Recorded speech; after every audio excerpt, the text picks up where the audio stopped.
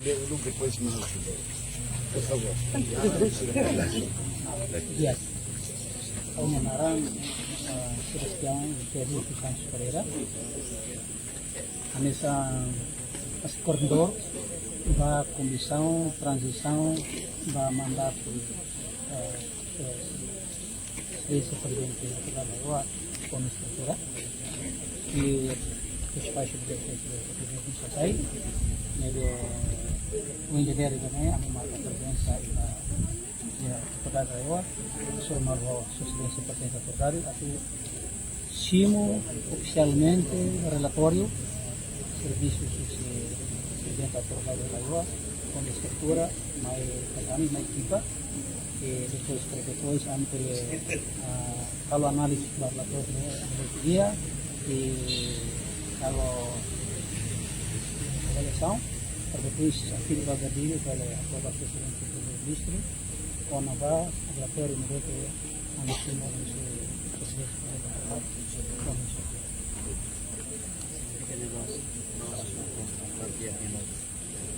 Sim, Hanover va relatório, a máximo relatório, o Hanover serviço, a mim também, aí mais los troca excelência presidente da Tordário com estrutura, o espaço no mercado de energia, a mais cimo relatório, esse excelência presidente da Tordário na estrutura, para depois a mim por isso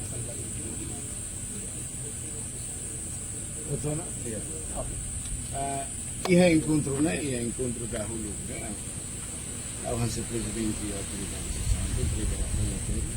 e mecanismo de serviço são discutidos. A autoridade ia fazer que ia nesse o organização da equipe do serviço. A equipe técnica é uma em Lima, e a autoridade está harus kasih standby para facilitar relator, si Wasilo, sasama din na komisyon ko sa amin sa tete kulihan niya kada komisyon niya laporan ba primer ministro laporan ba MI ba ka Facebook ka CC la laporan niya ba primer ministro tamane asunto sa estado